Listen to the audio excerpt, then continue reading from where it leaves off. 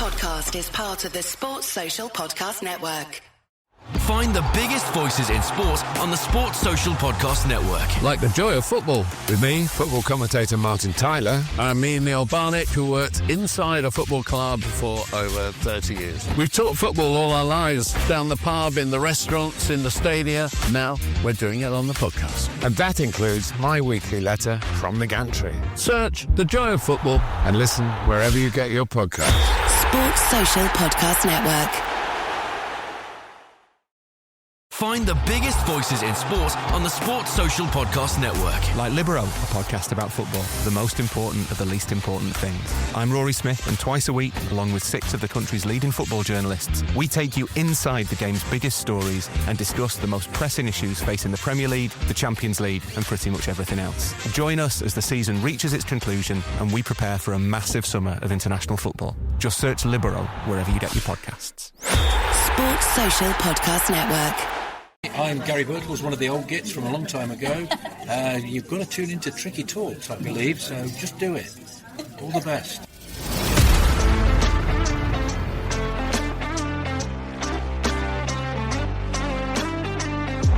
Robertson, the first time we've seen them attack them, and there's Francis!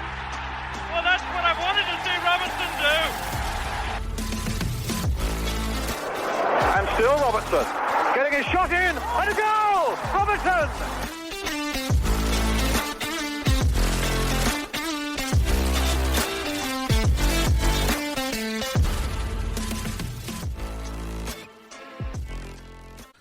Hello and welcome along to the Tricky Talks podcast. As VAR struck again, which saw Forest suffer a very average result against Fulham, we are here to go through that and what it means and look forward to what could be season-defining games against Midtjylland and Spurs.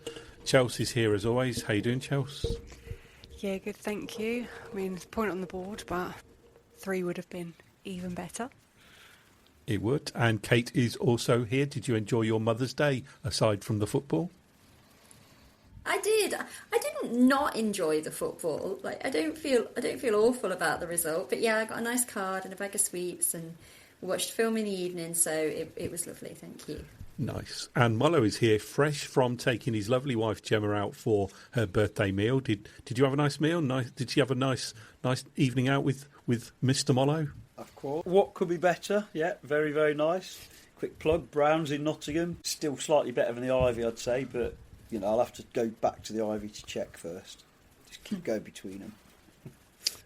Let's get straight into it then. Obviously, Forest, I say suffered a 1-1 draw. It was a point. Sorry, I beg your pardon, a 0-0, not 1-1. Don't know where that came from, but it was a point. We did keep that coveted clean sheet that you so desperately needed to start with, Mollo. So let's start there, shall we? Initial thoughts after the draw? We should have won it on the balance of play and everything else. Again, I watched it after work today. We played well. The negative I think context is everything, isn't it? If that had been early in the season and we play a full strength Fulham team with all their players back and we dominate them and draw 0-0, we say, well, that was good, we're a bit unlucky, bodes well. But as per usual these days, there's an overreaction from the fans after the game. Shane Moreland couldn't react like that in the game and get behind the team a bit more. It's the most pathetic atmosphere after the first half hour I've had in a long time. But anyway, good clean sheet. They never really looked like scoring. The one chance they had was offside anyway. I didn't know that at the time, admittedly. So, good performance, great defensive display, and very hopeful that if we can repeat that, the goals will hopefully come in time. Or, put another way, draw the last 8 games 0-0, or however many games it is, and we end up with 37 points, which might be enough. I'll come on to that later because I've got some interesting stats to share around what the likely points tally is going to be needed in order to avoid relegation. So hold that thought, Mollo, because we'll come back to that. But Chelsea, it does seem as though Forest are just desperately unlucky at the minute, aren't they? They can't buy a goal for toffee, especially at home. And it's getting to the point where, are you getting desperate? I think people are heading that way quickly, aren't they? But it's what were you thinking at the final whistle? Because it's more of the same, isn't it?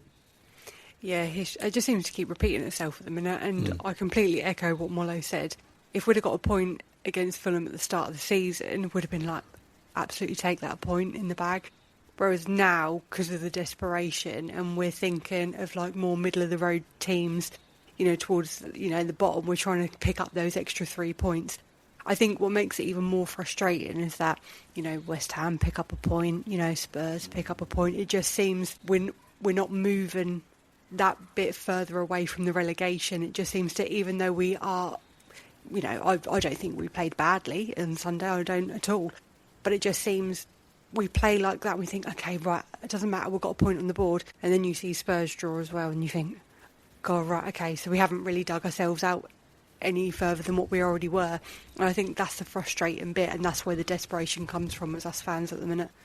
To be fair, though, other teams' fans are probably thinking the same when Forest pick up a point at the places like Man City, which was totally unexpected.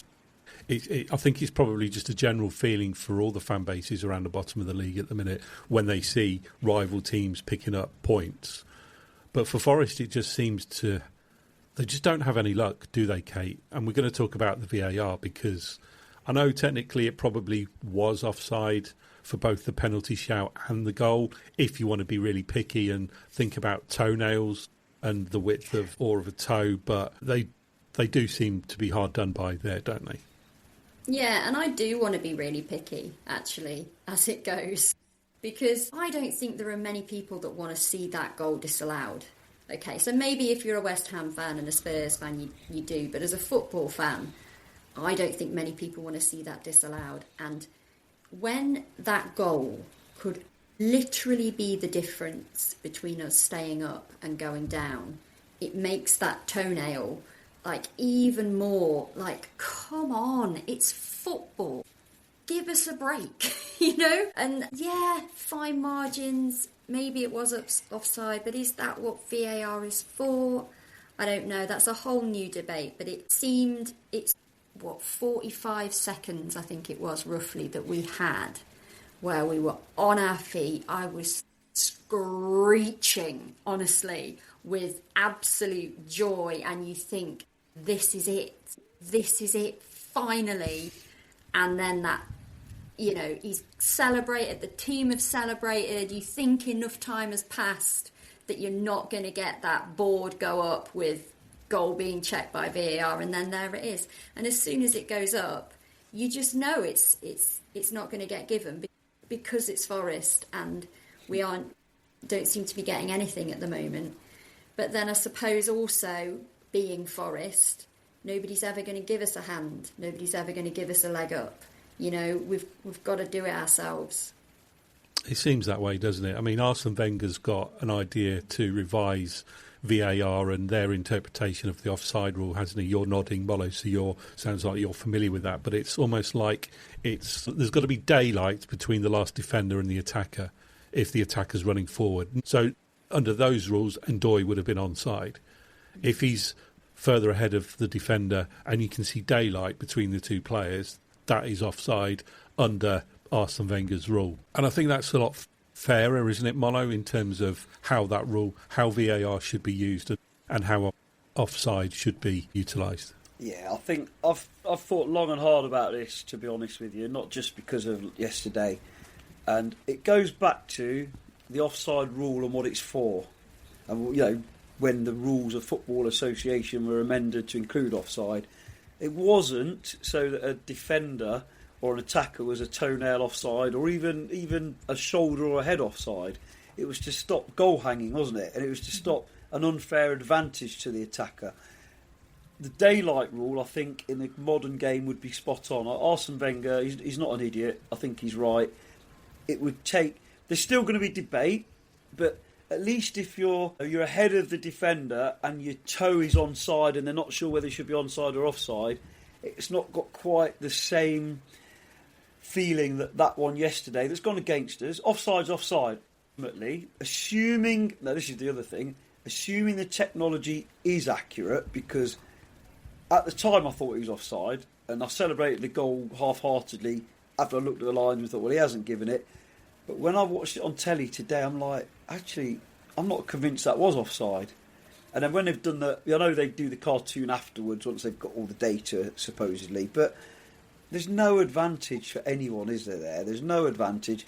He was offside by millimetres, and then he's got himself 2 or 3 yards in front of the defender through his movement and pace. That's not what it's about.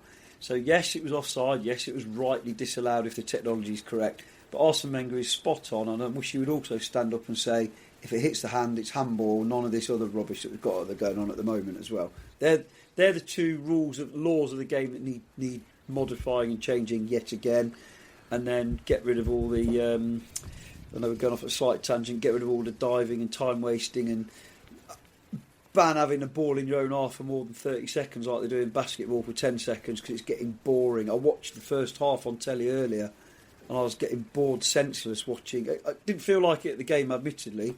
Watching the side-to-side backwards passing from both sets of defenders, it was dull. And football isn't... I'm just that old fart on football isn't what it was. To go back to your original question, I agree 100% with Arsene Wenger on this. Did you realise... did you not realise, but did you see when they were on, when you saw about it being offside, how long it took for them to actually get like the cartoon, like you said, Mollo, with the lines drawn up though? It wasn't like straight away, it was like quite a few minutes later into the game, and then all of a sudden they then decided to show it, and I thought, oh, did you draw the lines yourself then? Is that what you were busy trying to do? Well, the cartoon takes time, doesn't it? Because the cartoon isn't what they judge it on. The cartoon is drawn out of the data they've got from their 30 cameras or whatever it is. So I'm not saying it's wrong. It felt wrong looking at it on telly. It felt wrong, yeah. It didn't look offside. There was no advantage gained, and it was just daft. It's the rule that's at fault, and as Simon said, the use of VAR. When it's that close, it's pointless. Yeah.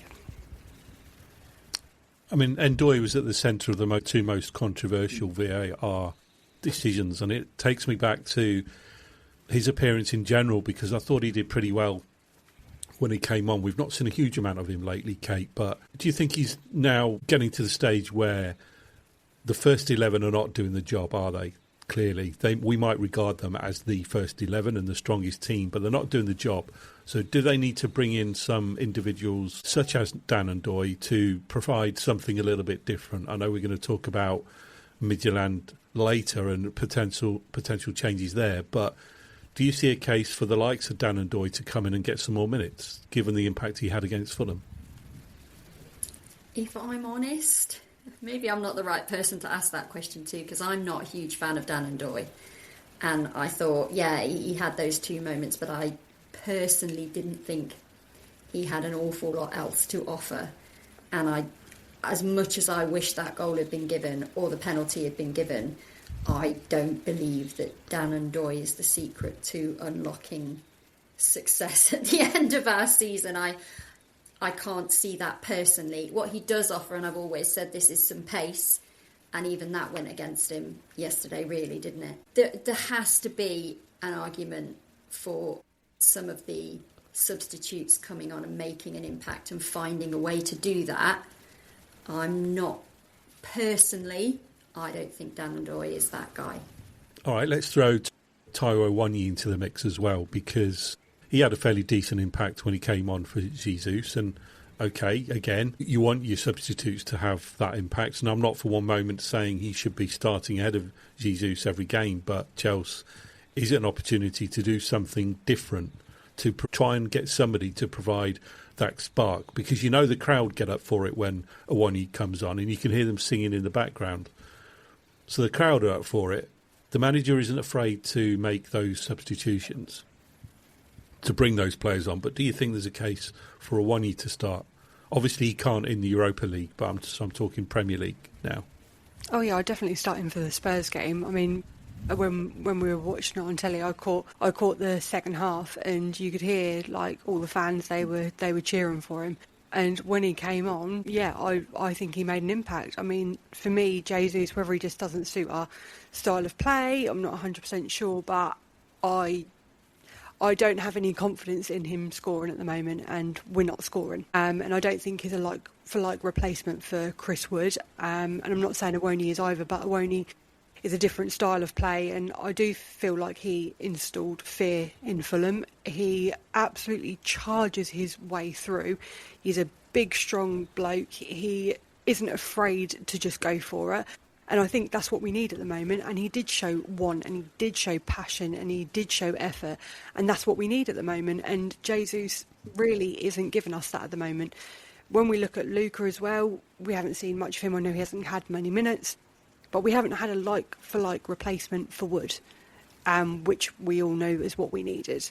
And by the sounds of things, he isn't coming back for a while. I know he's on the training ground. But for me, I would definitely start Awoni. He gives something, and you could just feel that, the fans were lifted as a result of when he came on. That's what we need. And Jesus, there is no end product with him at the moment.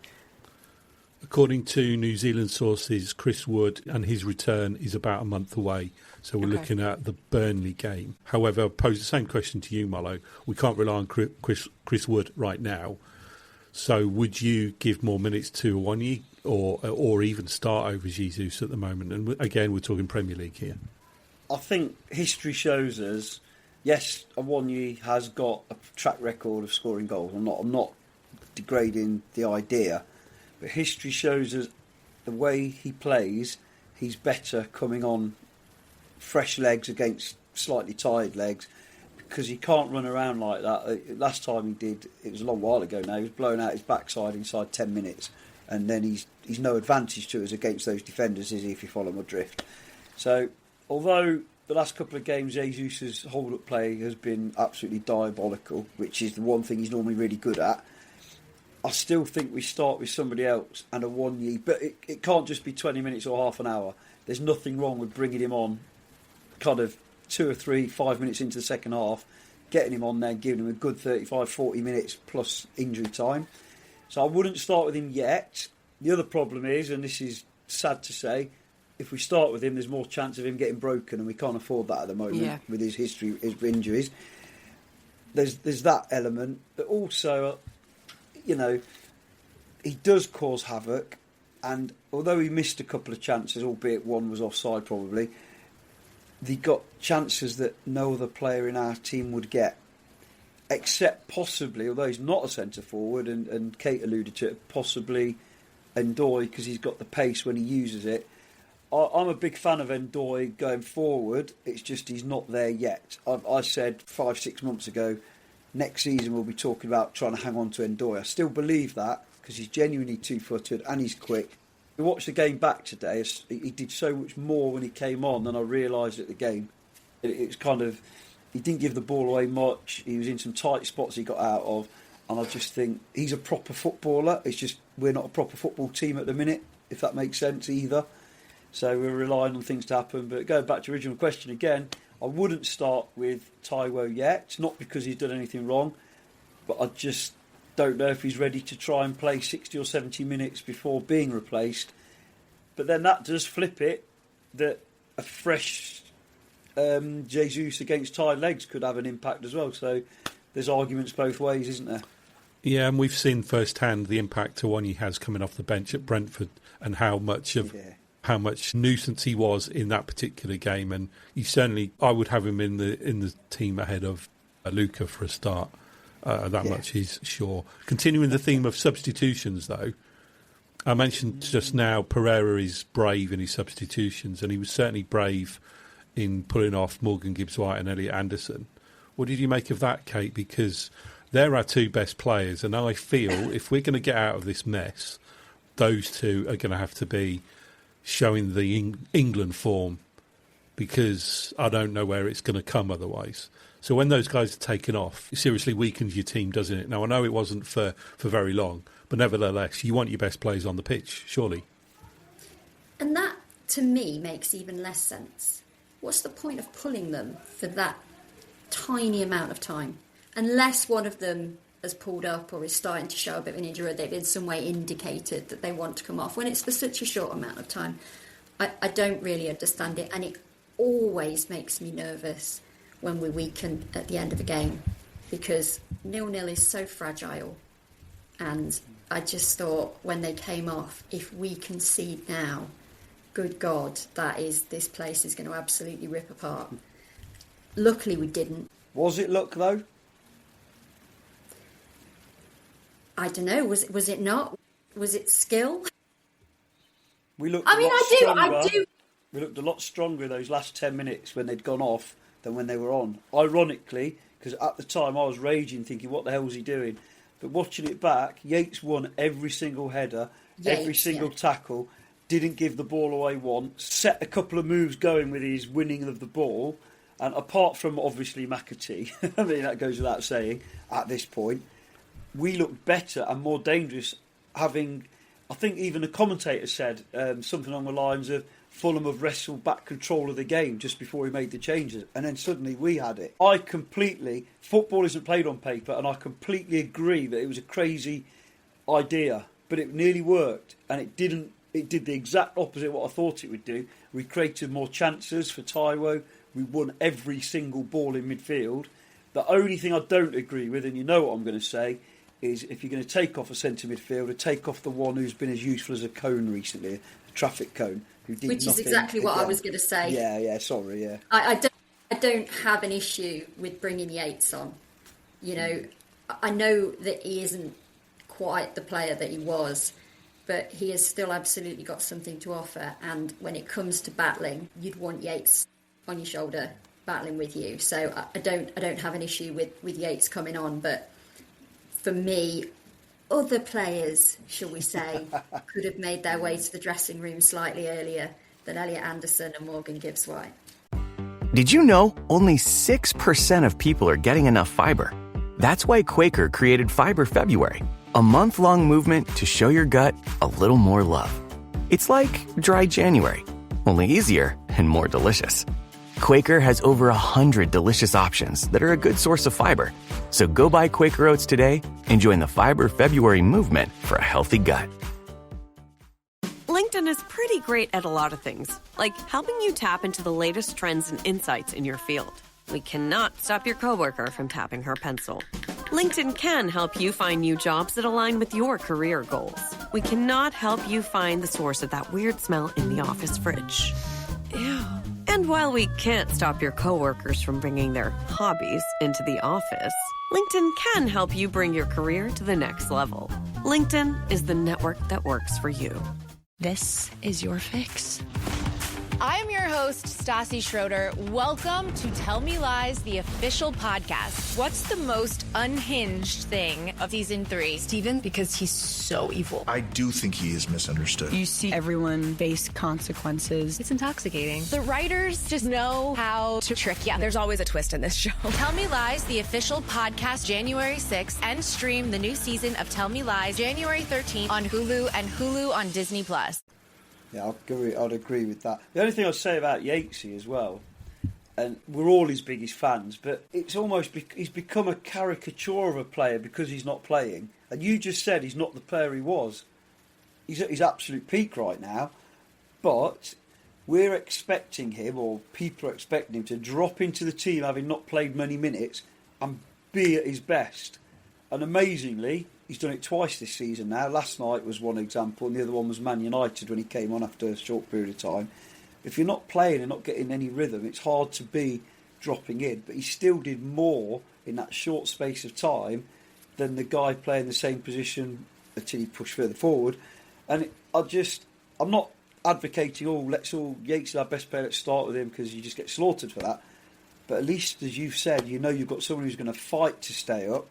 And he might not look pretty and do certain things that other players can do, but he'll give the ball to a red shirt and he'll never shirk a challenge. And we certainly can't say that about one or two of our other players. And on the same point about the subs, I thought also Hutchinson had a really good game, changed it around. And he seems still at the moment to be better coming off the bench in this side, at the moment. So, yeah, I'd agree with what you said there, Kate, apart from Yates is at his absolute peak in terms of his age, but he's just not playing. That's the only reason you were not seeing the best of him, although I suppose we did last night in a way. We did. I think you're seeing is a very clear divide now between players of those who are putting the effort in and those who are not. Yatesy being the one, like you both said, saying about how, you know, if you're going into battle, you want Yatesy with you. And you can see it. Gibbs-White absolutely runs his nuts off, bless him. And you can just see the other ones who, like, we shall not name, as you both have not done as well, but you can see the ones who are lacking in that effort. it's not. I've got to be careful what I say. It's not. I don't think it's lack of effort.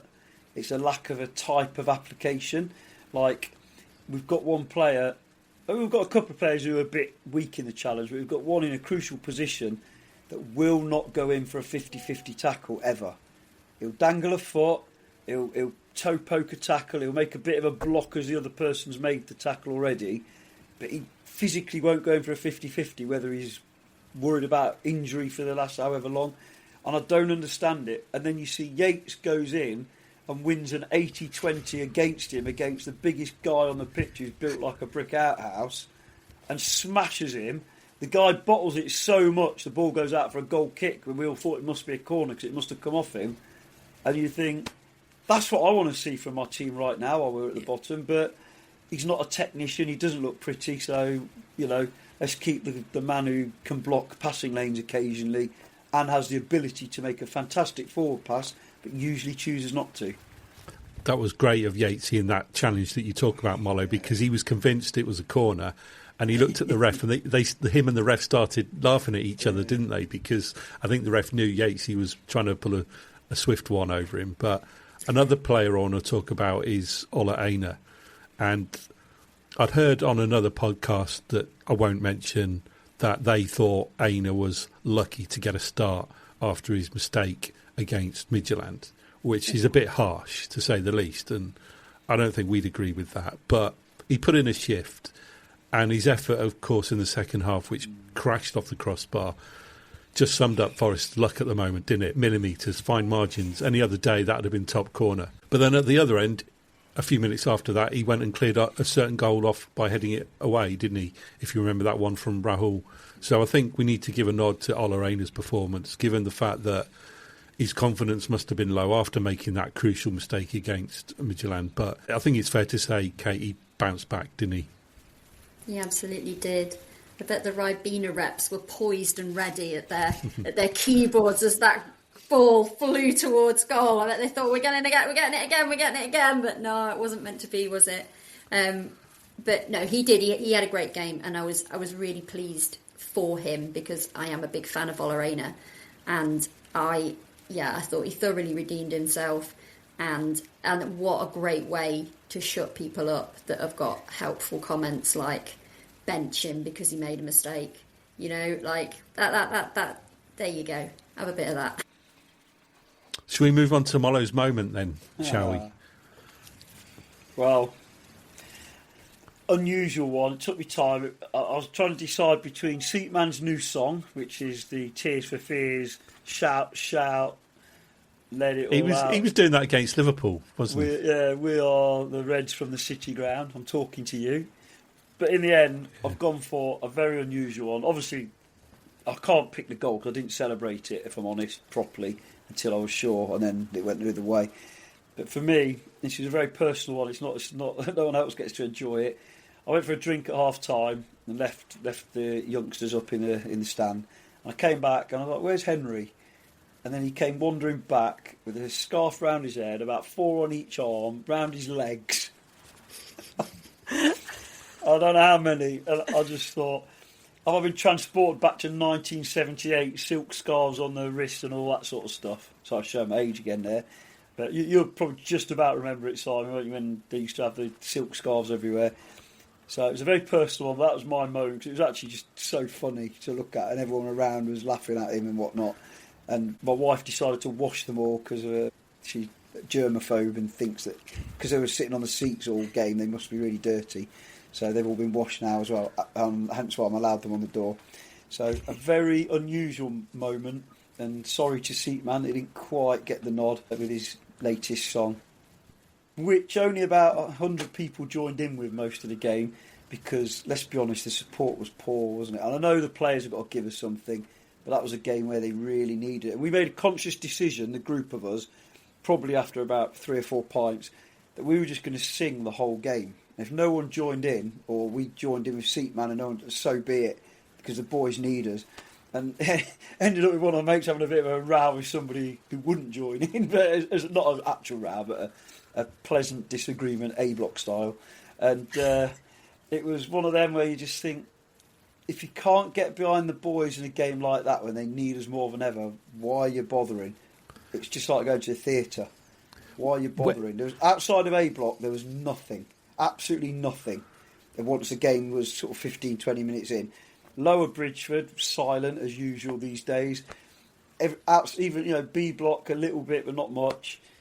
Obviously, you never hear the Trent end anyway these days. And it's just like, come on, these boys really valued our support that first 2 years when we stayed up.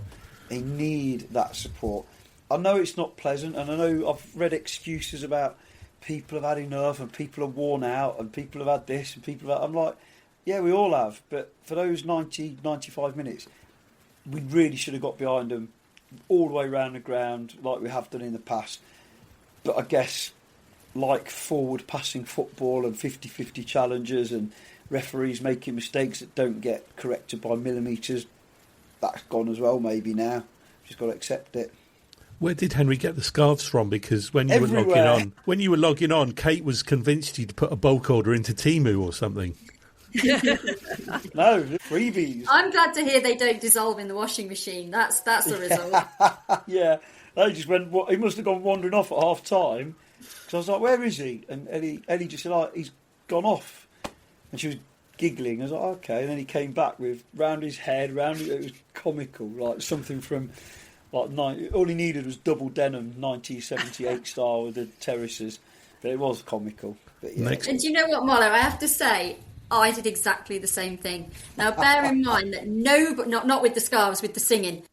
Yeah. Nobody sings where I sit. In general, it is quite a quiet area. That's the family bit. It's the family area. Yeah. There is that's an expectation, to be fair. Yeah, I know. And I said before we went in fact, I warned the boys. I was like, I'm going to sing as much as I can. I'm going to be on my own doing a lot of this singing. And you might be slightly mortified, but I need to do it. And they just kind of rolled their eyes at me and shook their heads and thought, oh my God. And I did. I kept going, and people did think that I had, a screw loose.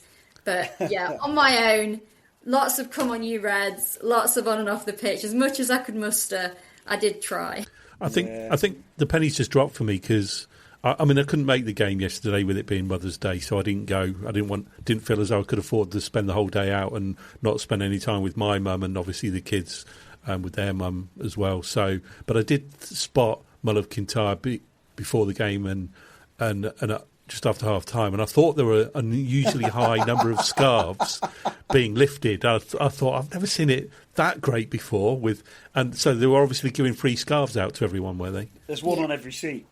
Right, okay. So that's why Henry went wandering around, because quite quickly after the start of the game, some people just dropped them or whatever, and that's why he went on his little mission. I think it's a bit like those people who collect the cups after cricket to get £1 back on each cup.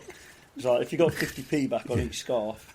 There'll be collector's items in 100 years' time. Do you remember that season we were in Europe and the manager decided he was going to bottle it and play the B team? Sorry.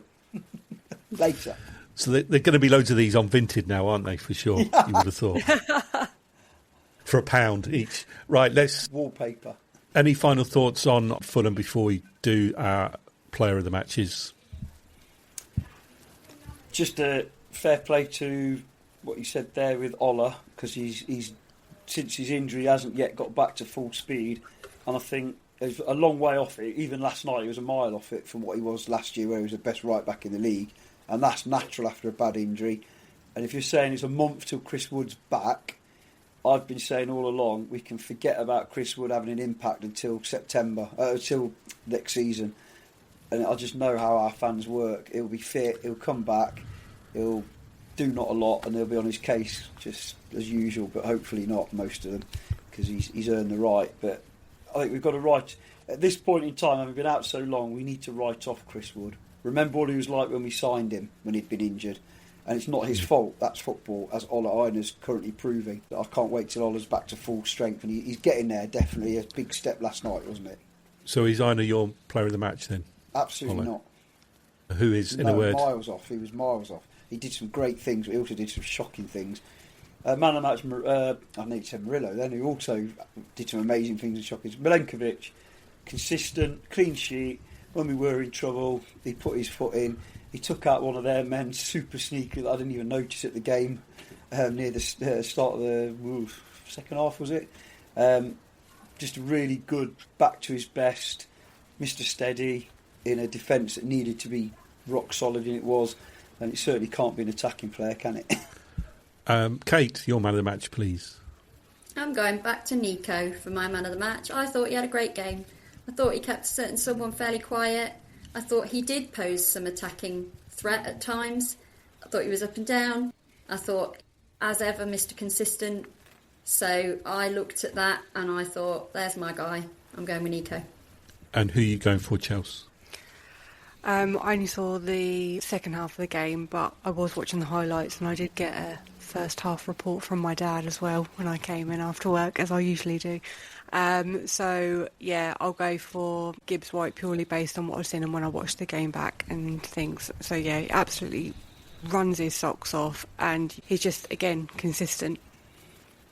Yeah, I'm going to go for Milenkovic as well because he kept Raul, especially who you think is their danger man, he kept him really quiet all game, so we didn't hear anything significant from him in terms of chances. I'm talking about Raul, that is. So Milenkovic gets the nod from me as well. We haven't got a quiz this week, unfortunately, but hopefully, Chelsea, we do have an FPL update. Please, have you got one? I do have one. It'd have been a good week to not do it, actually, because I don't think we've all done that great, to be fair. Right, so we've still got the Brentford Wolves game tonight, which I know quite a few of us have got at least one player in. So, Simon, sorry, Simon's got two. And half the press, Thiago has scored and Dango has got an assist. So that pleases me. How many points are you on now then? Because I've got you with 48, which is when I looked at it. Just not do it tonight. Yeah. I'm now up to 62, Chelsea. I've got live FPL on my phone andVe got 62.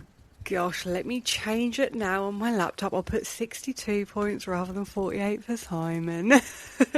Well, are you still in 5th place? Because that's what I've got on mine. Or have you gone up to 2nd or something? It's 4th, actually. Live table. It's the live table. This is not your update. Yeah, I've gone up to 4th, and I'm looking for. my phone is scrolling to find Mollo, but oh my gosh! You know what? I haven't even looked at my team for about 3 weeks because once we've been to the game and done the pod, I just sort of try and forget about football until the next game. That's the way it's been. Do you know what? Ignore him. Ignore him, Mollo. He's just bullying. Ignore him. Don't stoop to his level. Carry on, Chelsea. Mollo, you are down to 8th place with 46 points at the moment. I'm surprised it's that many, to be honest. I keep forgetting to drop Haaland. Which you never thought you'd say. I'm in 18th place with 59 points, but again, that might have changed because I think I've got one Brentford player at the back. Can't remember. Maybe? I don't know. Anyway, so yeah, but I did play my bench boost this week, and thank God I did because I did absolutely rubbish. So my bench got me 16 points, which, you know, is all right. It's not great, but, you know, at least that bumped me up a little bit in terms of my points. So I got 59 so far. And Kate, you are up. And I've got Thiago, so I'm up to 48 points now. There we go, 48 points. I can't even But yeah, there was not a lot of big scorers from us this week, weirdly, but that's fine. We can go again next week. Mollo's going to drop Haaland, and Haaland's going to end up scoring a hat-trick or something because he's dropped. He's got a blank, Chelsea. It's a blank game week. So. Yes, it is. That's what I've got on here. So, yeah, game week 31 is a blank game week. So Arsenal, Man City, Wolves and Palace. So if you've got any players of those teams, I would suggest that you use your wildcard or your free hit chip if you do still have them. Has anyone still got theirs? I've got my free hits. I'm not too bad. There we go. Wizard Simon over here. He knows exactly what he's doing for blank game week. I can see him nodding and smiling. I shall keep that between me and the mic, Chelsea. Oh. Okay. He'll then go up to first. But yes, that is the FPL. Or is anybody know what they're doing or changing anything for game week 31? I don't even know who's in my team at the moment. I need to go back and look. It's been that long. I think I've probably still got Chris Wood the way it's going at the moment. Mollo's going in blind. That's fine. To be fair, Mollo, the fact that I'm even trying and you're still very far above me and Kate. I think it's down to Arsenal's defence, probably. Yeah, the only definite move I'm making, Chelsea, is getting rid of Timber because he's probably going to be injured. I know he's missing the Champions League game this week and they've got a blank anyway, so it doesn't make sense to keep him in the squad. So I'll be selling him. But I will be keeping Haaland in my squad and I will be keeping Gabriel in my squad. So they're just going to sit on the bench for a week. So. Oh. There we go. See, you've heard it here first, people. Go with what Simon says because he's doing brilliant out of all of us. No, Never mind. I'm putting Luca in, then you're in trouble. Can you imagine if that did happen? Some miracle. You know what? I'd be singing and I wouldn't care in the world if he got 5 goals for Forest against Spurs. If it puts Molo above me, absolutely fine. Dear, but yeah, that's the FPL update for this week. Excellent, thanks for that, Chelsea. Right, on to Midtjylland. So, according to the manager, he's going to be playing his B team this week when really the position Forest are in, they should be seeking the A team. But if you know where they are and if you can find them and you need the help, you have to call the A team, don't you, Kate? I mean, you've got some certain opinions around Pereira playing the B team. Go, Kate, go. Okay. So his post-match interview after Fulham really, really aggravated me. Now, I think, quite a positive person when it comes to Forest. I'm quite a positive person when it comes to the circus that has been our managerial choices this season, and I'm always the person that says we get behind the guy in charge because we're Forest fans. But I tell you what, he really ground my gears in that interview. He's saying, you know, we're tired and we've got to travel. We've got to get on our private jet from East Midlands and go all the way to Denmark, and it's really, really hard for us. And then after that, when we get back, we've got to go to Tottenham. I mean, come on. What is wrong with you, man? He says, you know, we're tired. We're having to play too many games. It's all a little bit too much. Well, first of all, read your job description because you signed the contract and that is exactly what was in it. Premier League and Europa League. They were both in that contract and you put your signature on it. So get with the programme, Pereira. And second of all, if you want to talk to me about being tired, I will go one-on-one with you all day long. I am a single mother with 3 children. I work, I volunteer, I follow Forest all around the country and around Europe. You are tired. I am leaving Nottingham at 1 o'clock in the morning to travel to Denmark to watch my team play in Europe. That's what I'm doing. I am tired too. But I tell you what, show me and the other 600 fans that are going to Denmark the respect that we deserve. Do not go on social media and tell us you need us to be the 12th man and then send out the B team when we have hauled our arses all the way out to Denmark to stand there and cheer them on in Europe. I don't want to hear that. You turn up and you try and win every single game that we play. And you do that because you are Nottingham Forest and you have fans there that want you to do that. And you do that because you are players that want to play in Europe. So stop your whinging. Get on your plane, get on the pitch, and show us what you're made of. And that's the clip for our social media. It is, yeah. And do you see what that is? World's smallest violin. I do. Yeah, world's smallest violin, and it's playing just for Pereira. Have you not got your private jet, Kate, that's taking you over to Denmark? No. I'm getting on a plane at 6 o'clock in the goddamn morning at Stansted Airport. That's what I'm doing. You want to invite me on your private jet? I'll give you a little chat about being tired and about being Forest manager. I tell you what. I mean, Kate does have a point, Molo, and you hear stories today about people returning their Midtjylland tickets given the situation that... I don't think that's actually true, though, because I went online to try and get a bonus one, and it said sold out still. Find the biggest voices in sport on the Sports Social Podcast Network. Like us, Ali, George and Dave from the England Pod. We're all England all the time. We'll be out in North America covering a huge summer of football for Thomas Tuchel's side. The potential for glory for England is so overwhelming that I feel physically sick just thinking about it. And I'm probably not the only one, but the potential for another glorious failure, well, that's pretty potent too. We will be daily throughout the tournament. Just search The England Pod and listen wherever you get your podcasts. Sports Social Podcast Network. Find the biggest voices in sport on the Sports Social Podcast Network. Like Under the Cosh with me. And me, Chris Brown. And me, John Barkin. Do I not get my name? Not important, irrelevant. Well, join us each week when we have a different character from the world of football. Imagine sat in your local pub, you've got your favourite player and he's telling you the nitty-gritty. From modern day to the good old days, we've got it all. And I don't know if you know, there's a bit of a tournament going on this summer. We've got some extra bonus materials. Material, I like that word. Better than content. Search Under the Cosh and listen wherever you get your podcasts. Sports Social Podcast Network. Find the biggest voices in sport on the Sports Social Podcast Network. Like football cliches with me, Adam Hurrey, Charlie Eccleshare and David Walker. Almost certainly the greatest alternative football podcast in existence. It's going to be a long, hot summer of football and we'll make sense of all the tiny things you didn't think you cared about, but trust me, you do. Search football cliches and listen wherever you get your podcasts. Sports Social Podcast Network. Yeah, where did you hear that then, Kate? You reckon that there was some being returned? Yeah, somebody messaged me with a screenshot of being able to purchase them this morning and said people are returning them because he's playing the B team. Well, it's probably about I don't know how many and I don't know for how long, but they did send me a screenshot to say that they were purchased. Definitely not many, that's for No, sure. no. Because I went, as soon as you said that, I went online to try and get one for Henry. Yeah, I echo almost all of what you say. Almost. Well, the thing I would say is Pierre is 57. Does he remember being 27? Because that was the last time we were in Europe.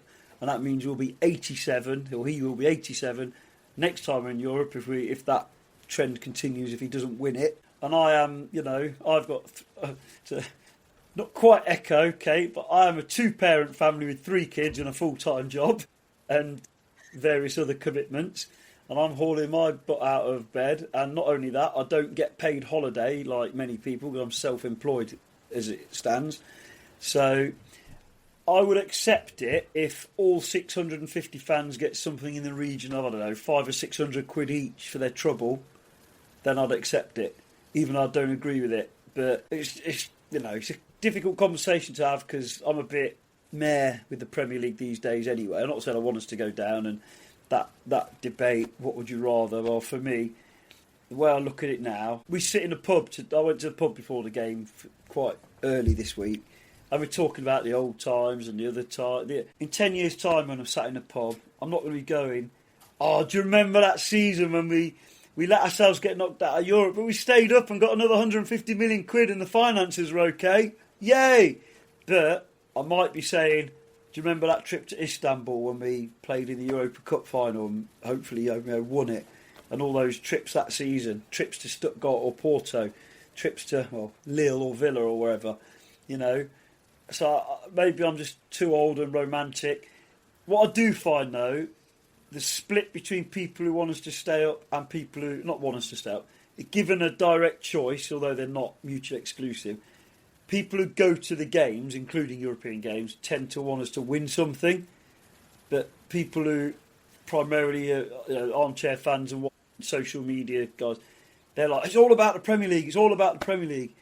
Well, that game yesterday, that first half particularly, if that's the Premier League, Jesus Christ, the product, as one of our good friends from Australia likes to call it, the product at the moment is not that great. And they'd had a week off. They'd had a week off before we played Fulham. Okay, they'd had a week on the training ground. They didn't have, so just. It's a maximum 15 games. Before we played Fulham, before we played, a maximum 15 games, that's all there is.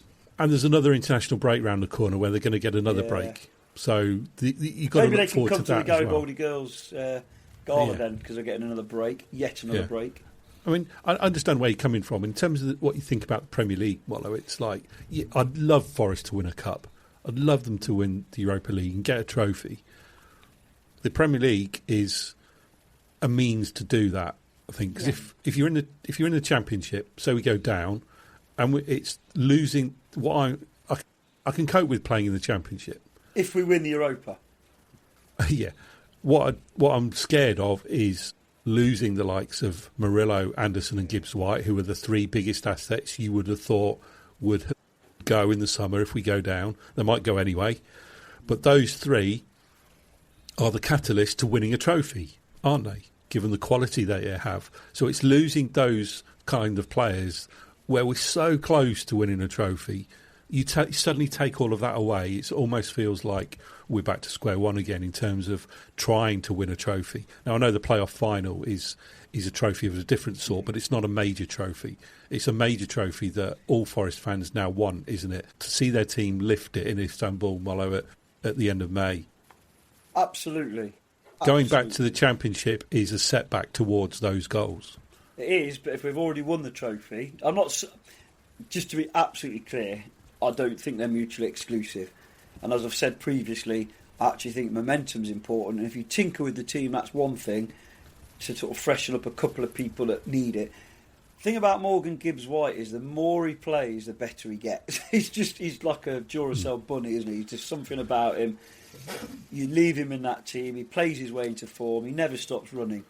Elliot Anderson, similar maybe. It seems to me that his form dropped off compared to where it was, he's still the best young midfielder in the country, but compared to where it was at that one point earlier in the season, it dropped off a bit when he had the England games and then the rest games from Europe.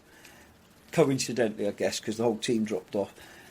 But for me, you pick the right team to try and win the game. We've had plenty of looks at Midtjylland now. We've got plenty of data to work on against us. And we need to score goals, obviously. Is that going to... I totally agree with resting... And I don't mean resting. I actually say, let's be honest, let's call it what it is, dropping 2 or 3 players because they deserve to be dropped. But pick your first choice back four. Pick your best goalkeeper. Pick your Andersons, your Gibbs-Whites, and then probably your Hudson-Odoi. I wouldn't be adverse to someone like Odoi playing. I'd certainly start with Yatesy. I'd drop Sangare full stop for Sunday as well. Well, saying that, he had his one amazing game against Spurs, didn't he? So yeah, if we can win in Istanbul in May, that's a memory for a lifetime. You know, you've got a handful of memories when you get to be old gits like the two of us.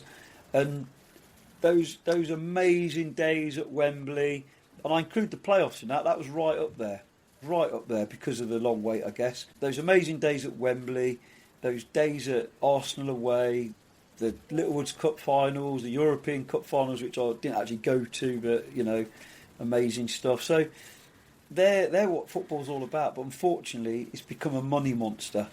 And I guess it's more important to stay up, no doubt about it. But, you know, drawing a home to Bournemouth on the last day of the season to stay up will probably be dead exciting. But this season's been awful. The highlights of this season have involved travelling around Europe, to be honest. And I imagine it's similar for Kate. Yeah, and it's not as simple as saying, if we send the B team out on Thursday, we will get 3 points at Spurs.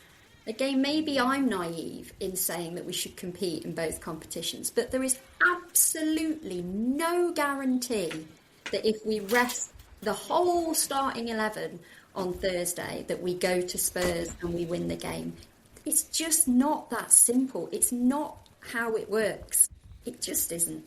Well, the question is, how are people going to feel if we go to Midtjylland and don't get through, draw or lose or whatever, because it's got 0-0 written all over, hasn't it? Because to them there's no pressure, they've just got to not concede. Yeah. And then we go to Spurs and we don't win, or God forbid we lose, then how are people going to feel? I know how Steve Hodge feels. Yeah. He's been talking yet again about Pereira getting the sack, so I know where his bread's buttered at the moment, so we'll see what happens there.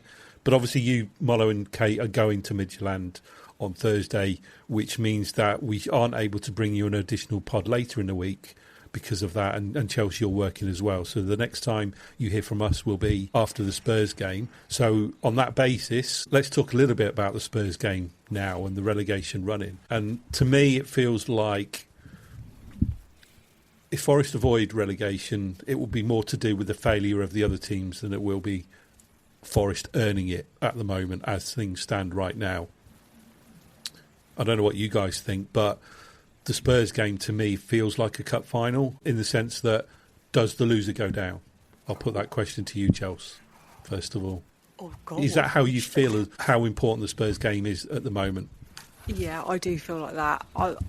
you know when you know that something's coming up and you just keep thinking about it and you get that knot and that pit in your stomach and you think, oh no, don't think about it, just carry on with your day and just pretend like it's not happening until that whistle that whistle goes.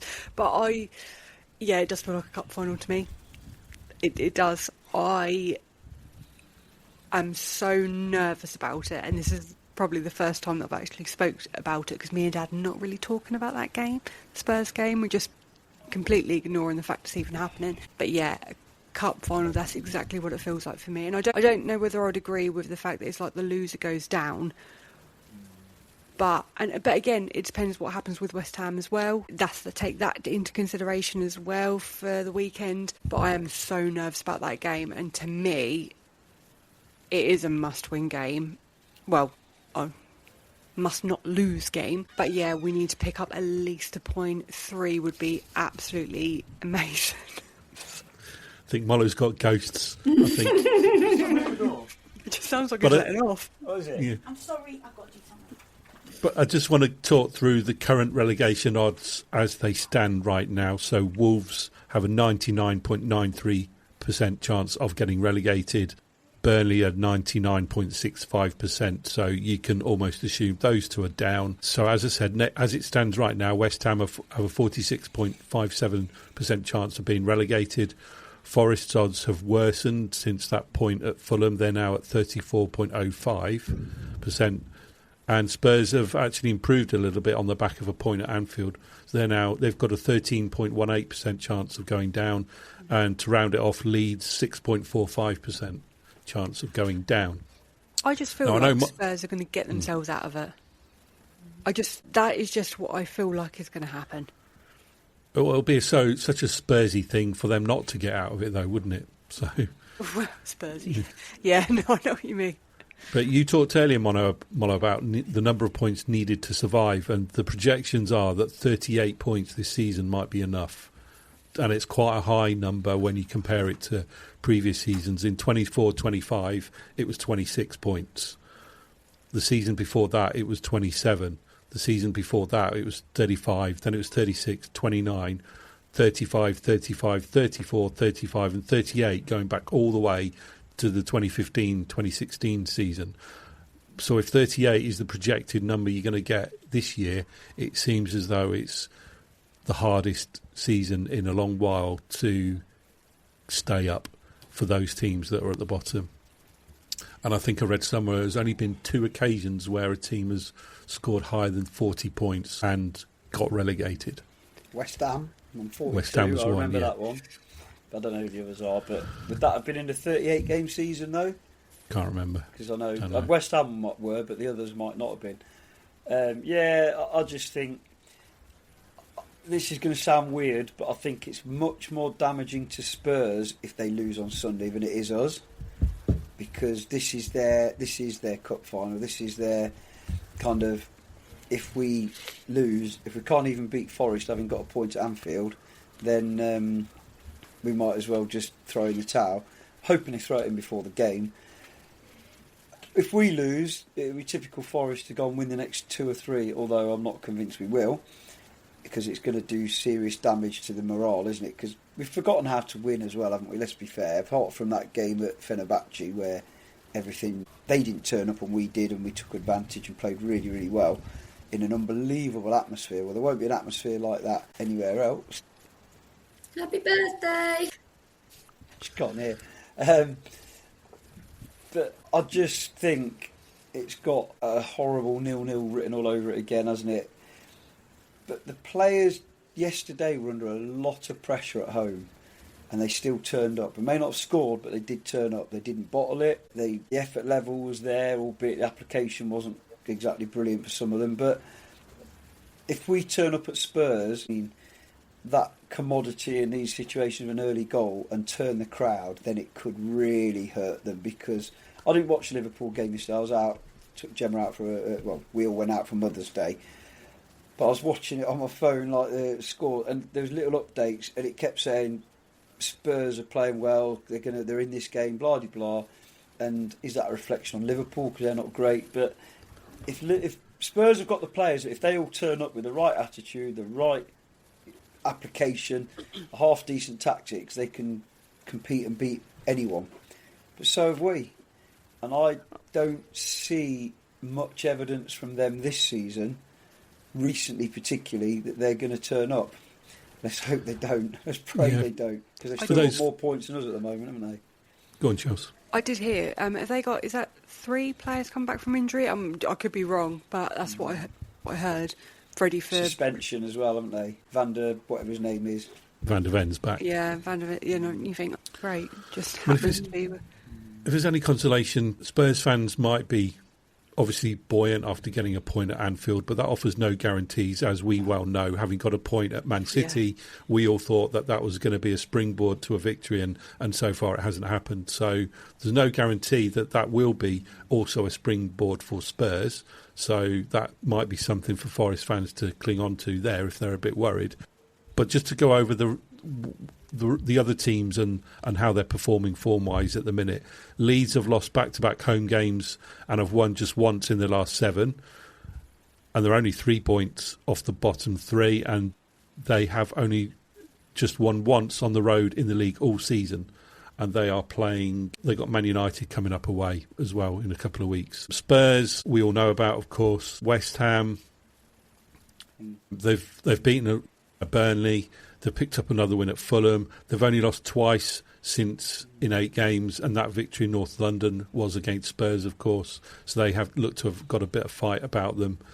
And Burnley and Wolves, as we say, are almost down. So it's not over yet. We're still in with a chance of staying up, of course, aren't we? We've just got to get a little bit of lady luck, of course. I keep looking at the goal difference between us and West Ham as well, because that could come down to it on the day. Right, so that brings us towards the end of the show and time for any other business. Kate, have you got anything you wanted to share with the group and the listeners? So I'm assuming quite a few people have seen the social media post that went out today about Noah, the boy who beat leukemia and got to ring the bell to say that he's all better. And he wrote to the Forest team and said, could he come and ring the bell with the players? So he was invited to a training session and he met them all and they all stood there with him and he rang the bell and that went out on social media today. And it was beautifully timed, because when you watch something like that and you see what that little lad and his family must have been through in the last couple of years, it doesn't bear thinking about. But he stood there on that pitch with those players and he rang that bell today.